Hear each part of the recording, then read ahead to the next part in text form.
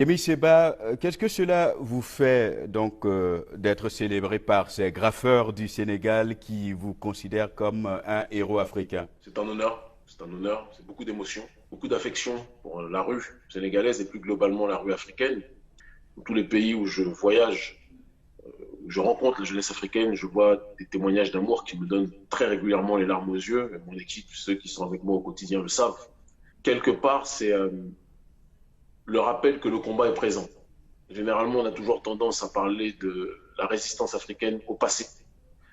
Et à travers nous, je pense que il y a la résurgence d'un sentiment d'autodétermination, de fierté africaine qui est plus que jamais présente. Oui, être porté ainsi par une jeunesse en quête de repères, c'est une lourde responsabilité. Comment vous mesurez cette responsabilité justement? C'est une lourde responsabilité à laquelle je pense que nous sommes préparés depuis très longtemps. C'est une responsabilité que l'on prend plus que jamais en compte. Elle fait partie de notre ADN politique. On s'est levé pour redonner de la dignité, de la fierté à notre peuple. Et donc une partie non négligeable, de plus en plus importante de notre peuple, nous le rend au quotidien. Et c'est la preuve qu'il y a plus que jamais une fusion dans cette démarche d'autodétermination. Il faut rappeler que votre combat au sein de Urgence panafricaniste cible surtout ce que vous considérez comme le néocolonialisme en Afrique. Mais Martin Luther King le disait, la moindre injustice quelque part, c'est une injustice partout. Est-ce que vous vous sentez, si vous partagez bien sûr ces propos de Martin Luther King, est-ce que vous vous sentez un devoir de solidarité avec les afro-descendants, notamment des États-Unis, qui sont confrontés aux brutalités policières, à la discrimination et au racisme? Kémy Seba. Alors je souscris complètement, bien évidemment, je peux avoir des désaccords sur un bon nombre de points avec l'aîné Martin Luther King, que j'aime malgré tout profondément, comme la plupart de mes aînés, mais je souscris complètement à son propos. Mais de la même façon que je souscris à son propos, j'ai une grande solidarité, je le dis, vis-à-vis de notre population, pas simplement aux États-Unis, dans la diaspora. Mais j'ai quand même, malgré tout, une distance critique réelle vis-à-vis de Black Lives Matter, ou du moins de la présentation médiatique qui en est faite, et de l'instrumentalisation qui en est faite, et je vais m'expliquer très rapidement de cela. Alors, premier point sur ce qui est des brutalités policières. Moi, je suis issu de la diaspora, je suis né en France, j'ai vécu pendant plus de 20 ans, d'accord, en France, donc la négrophobie systémique, les brutalités policières, je connais ça. Et donc, je suis solidaire ad vitam aeternam de toutes celles et ceux qui luttent contre les brutalités Mais policières. vous considérez que Black Lives Matter est instrumentalisé comme ça? Ça doit être très clair. Je suis solidaire. Je pense que c'est vraiment important qu'on le précise. Je suis solidaire de cette démarche-là. Par contre, là où je suis dans une démarche de nuance et de réflexion, c'est que je pense que Black Lives Matter, aujourd'hui, est un slogan qu'on a accolé à la réalité de mobilisation qui, à la base, n'avait rien à voir avec un processus d'être beaucoup plus inclus dans ce système néolibéral occidental. C'était une démarche simplement aspirant à faire cesser les brutalités policières. Mais quand on rajoute le slogan, quand les médias progressistes occidentaux prennent ce slogan et l'accolent sur la réalité de manifestations qui n'ont rien à voir à la base avec ce slogan, on se retrouve avec une démarche qui vise quelque part à dire hey, les Blancs, la vie des Noirs compte. Au XXIe siècle, c'est indigne de dire ça. Au XXIe siècle, moi, je n'ai pas besoin de dire aux Blancs que la vie des Noirs compte. Au Mais XXIe tout à siècle, fait, mon nom. apparemment aux États-Unis, au XXIe siècle, il importe encore aux Noirs de dire que Black Lives Matter.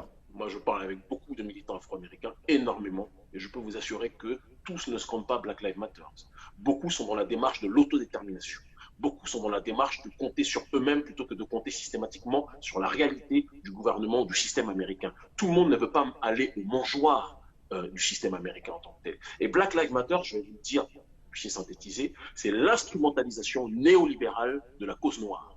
Il faut vraiment retenir ce propos parce que c'est un propos extrêmement important. C'est de Et la même qu'est-ce que ça façon veut qu'il y dire a justement? Qu'est-ce que ça de veut la même, dire? fa de la même façon qu'il y a eu le printemps arabe, l'instrumentalisation, la désorientation d'une révolte légitime des masses prolétariennes arabes, d'accord, vis-à-vis de leur régime, il y a eu un accompagnement d'un certain nombre de structures comme Open Society, etc., pour réorienter ces mobilisations vers des démarches beaucoup plus néolibérales sur le terrain sociétal.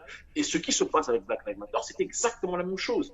Il y a eu, durant les années 60, le mouvement des droits civiques, à la base, ça partait d'une révolte prolétarienne afro-américaine. D'accord. Et cette révolte prolétarienne a été redirigée par l'oligarchie américaine pour aller sur un terrain progressiste, pour qu'ils aient le droit d'aller sur les mêmes toilettes que les Blancs, comme si les Blancs étaient le baromètre de l'histoire de l'humanité. Non, ce n'est pas le baromètre de l'histoire de l'humanité. y a des gens qui font preuve d'un minimum de virilité intellectuelle. Et je dis et je répète, et nous sommes des millions d'Africains à penser ça, et d'Afro-descendants. Vous allez un peu partout, vous seriez surpris du nombre de gens qui pensent ça. Je le dis et je le répète, il y a des gens qui disent, nous ne sommes pas là pour dire aux Blancs, hé, les Blancs, nos vies comptent. Il y en a juste qui disent, si vous continuez à nous tuer comme vous le faites par la police, il y aura des réponses beaucoup plus fermes. Et je pense que face à ce débat, il y a deux voies qui s'ouvrent. Soit la demande d'être inclus dans ce système néolibéral en disant arrêtez de nous tuer, acceptez-nous, intégrez-nous mieux. Et l'autre démarche, c'est la démarche de l'autodétermination.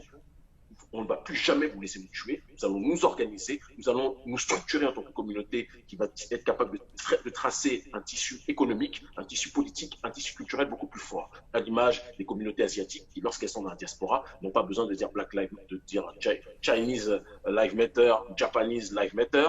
Ils s'organisent en tant que tels et ils sont capables d'être dans des sanctions économiques à chaque fois qu'on manque de respect ces derniers. Et c'est là où j'appelle aussi le continent africain en précisant une chose. Il n'est pas normal que quand nos populations sont molestées, assassinées dans la diaspora, les dirigeants africains soient dans une inertie la plus totale. C'est quelque chose L'Union africaine, il faut le rappeler, a quand même condamné le meurtre de George Floyd. Mais la condamnation de mots, ça sert à quoi, concrètement? Ils n'ont pas les possibilités de faire autre chose. C'était une première, d'habitude, c'est le silence total. Oui, mais le silence n'est pas suffisant. Mais la déclaration, les promesses d'intention, ce n'est pas suffisant aujourd'hui. L'Union africaine, c'est 54 États. 54 États qui, comme le disait Kwame Nkrumah, ont la possibilité de changer le cours de l'histoire de l'humanité. Mais malheureusement, si on s'en tient simplement à des déclarations d'intention, on risque malheureusement de se retrouver dans un théâtre à ciel ouvert. Et c'est ce qui se passe aujourd'hui. Nous disons simplement une chose. Face à cette réalité de Black Lives Matter, la chose la plus urgente, la plus importante pour nos communautés dans la diaspora, vous avez parlé des États-Unis, mais si vous le permettez, je parlerai aussi de la France. La réalité de nos diasporas, c'est de se tourner vers l'autodétermination, la structuration communautaire, créer une économie communautaire, créer une démarche de solidarité dans tous les aspects de la société, de telle sorte qu'ils soient beaucoup plus forts. Le but n'est pas de demander, comme je l'ai entendu dans certaines manifestations, nous avons le droit de construire cette France, nous avons le droit d'être plus intégrés à cette France, nous voulons être beaucoup plus acceptés par cette France. Faire cela, c'est aller dans le sens de ce que les forces globalistes néolibérales veulent. Être dans une démarche inclusive vis-à-vis d'un système capitaliste multiculturel où la couleur qui compte le plus, c'est la couleur de l'argent, certes, d'accord, mais ce n'est pas la couleur de l'identité. On ne doit pas se déraciner, on doit se réorganiser et défendre notre patrimoine. Et je le dis, Black Lives Matter tel que c'est présenté aujourd'hui, c'est une diversion par rapport à la réalité de l'agenda de notre peuple.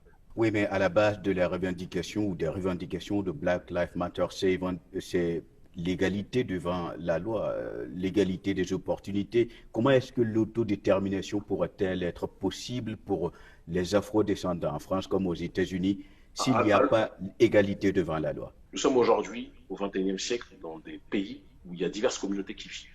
D'accord? Je vous pose une question très simple. Est-ce que vous avez régulièrement l'habitude de voir les autres communautés toujours demander des quotas pour avoir le droit à l'affirmative action? Mais c'est peut-être des communautés qui ne sont pas historiquement marginalisées comme la communauté noire, par exemple, aux États-Unis. Moi, je pense que toutes les communautés dites qu'on appelle de manière impropre, parce que ce n'est pas le bon terme, de couleur, ont connu des discriminations à différents degrés. Nous avons connu en effet des discriminations extrêmement importantes, mais la victimisation dans laquelle certains veulent nous installer n'est pas la bonne voie. Je pense que c'est un danger. Je pense qu'on doit être dans cette démarche de se responsabiliser. Je pense que demander l'égalité devant la loi, c'est une évidence. C'est pour ça que je vous ai dit depuis le départ que nous sommes solidaires vis-à-vis de la démarche de la lutte contre les brutalités policières, mais nous ne serons jamais dans une démarche de dire que, oui, nous voulons être plus inclus dans le projet occidental américain. Tant que les diasporas continueront à regarder vis-à-vis d'une démarche d'intégration en Occident, plutôt que de regarder ce qu'ils peuvent faire en tant que communauté diasporique en lien avec l'Afrique, tant qu'on tournera toujours le regard vers plus d'intégration vis-à-vis de l'Occident, on se perdra. Les communautés qui marchent sont des communautés qui cherchent l'enracinement dans ce monde globalisé. Ce sont des communautés qui sont capables de résister à ce déracinement programmé. Les communautés qui sont capables de revaloriser leur identité en tant que telle. Les communautés qui sont capables de créer un tissu économique, parce que le monde dans lequel on vit, c'est l'économie qui régit. Un tissu économique qui nous permettra d'exister dans ce concert, justement, des nations en tant que telles. Si on n'a pas ça, on ne pourra pas avancer. Comment expliquez-vous que les communautés africaines de la diaspora sont celles qui consomment le plus à l'extérieur, mais qui ne produisent quasiment rien à l'intérieur de leur communauté, ou en tout cas pas suffisamment par rapport à ce qu'elles pourraient faire? Tant qu'on passera notre temps à consommer ailleurs plutôt que consommer chez nous, il ne faudra pas s'étonner qu'on soit considérés comme les derniers de la classe, les dernières roues du carrosse. Il faut qu'on soit capable de réapprendre à fonctionner entre nous.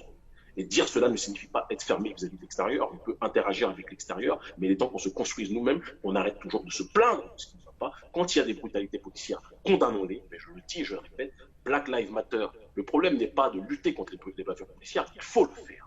Le drame, le danger, le crime, c'est quand, à la suite de cette lutte contre les bavures policières, on demande à être plus intégré à une société qui, depuis des siècles, s'est bâtie sur notre oppression, sur notre génocide, sur notre déportation et sur notre esclavage. Je pense qu'il faut qu'on réfléchisse par rapport à ça. On a des pays à libérer, on a un continent à pousser vers la voie de l'autodétermination. Arrêtons de toujours chercher à être inclus dans le monde des autres et bâtissons notre propre. Oui, pour cela, il faudrait une unité parfaite et on sait bien entendu que ce qui manque le moins, en tout cas entre ces communautés noires, c'est l'unité. Il faut dire qu'il y a d'ailleurs plusieurs communautés africaines, elle n'est pas monolithique en fait, le peuple noir. Comment justement régler ce problème de l'unité? On a vu des témoignages d'immigrés africains aux États-Unis qui disent qu'ils sont rejetés par les Afro-Américains, par exemple. La question de l'unité est fondamentale dans tout progrès vers l'autodétermination ou le retour vers l'Afrique dont vous parlez.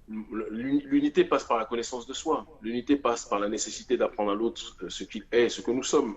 Donc il y a aussi une démarche, il faut qu'on le reconnaisse, lorsque les frères et sœurs du continent vont dans la diaspora afro-américaine, il est nécessaire de s'intégrer au monde dans lequel on veut vivre en tant que tel. Donc s'intégrer au monde diasporique de notre communauté, c'est important. De la même façon que quand vous montrez du respect à l'autre, l'autre vous montre du respect en retour. C'est un premier point. Après, il y a l'histoire, la compréhension de l'histoire qui est importante, bien évidemment. Vous avez parlé de la diversité des communautés. Je vous rappelle que, à juste titre, dans le monde arabe, il y a diverses communautés arabes qui existent. Elles peuvent avoir des problèmes entre elles sur certains points, mais quand il faut être capable d'être dans l'unité réelle face à la discrimination qu'elles subissent, elles sont capables de se parler. Je pense qu'on doit être aussi dans cette orientation, dans cette réflexion pour pouvoir avancer. Je répète, l'organisation communautaire est un b.a.-ba nécessaire, vital pour que des individus qui sont éloignés de leur tissu civilisationnel originel puissent exister. Un doigt seul ne peut rien faire. Plusieurs doigts séparés seuls ne peuvent rien faire. Mais quand ils se réunissent, ils forment un point et peuvent peser dans ce concert des nations. Je pense que tant qu'on n'aura pas cette réalité-là, on ne pourra pas avancer. Et donc, les États-Unis, c'est un cas particulier. Ils ont vécu 5 siècles aux États-Unis. C'est tout à fait normal qu'ils exigent la nécessité de pouvoir être audibles et entendus dans l'endroit où ils sont. On peut en discuter encore, même si là, les nationalistes noirs, Nation of Islam et d'autres organisations leur disent arrêtez de mendier une place dans le monde des Blancs.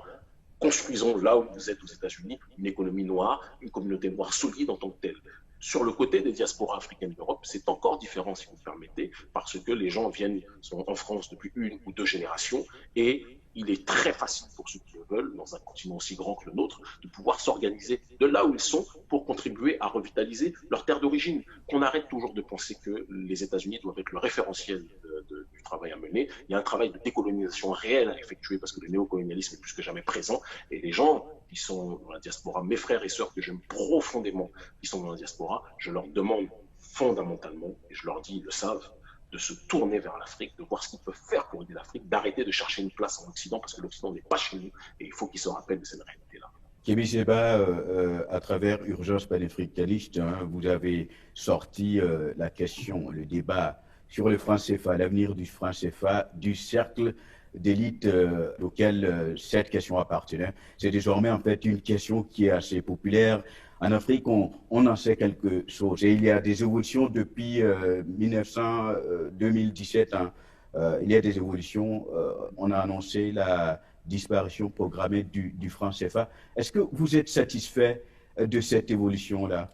Pour moi, c'est une évolution qui en réalité est une arnaque organisée, structurée par l'oligarchie française. C'est-à-dire qu'ils nous font croire qu'ils lâchent du lest sur un certain nombre de sujets. Ils enlèvent les comptes d'opération. Ils enlèvent les représentants de la Banque de France, qui peuvent paraître comme des victoires symboliques, mais ils gardent l'élément le plus important, qui est l'arrimage à l'euro, d'accord, qui est le taux de change fixe, alors qu'on avait la parité fixe, alors qu'on avait parlé de taux de change flexible, arrimé à un panier à devises. Donc, ce qu'ils veulent en réalité, c'est un franc CFA 2.0, mais élargi cette fois-ci à la zone des pays anglophones. Et ils se servent c'est toujours le même procédé qu'ils font, c'est la même chose avec Black Lives Matter.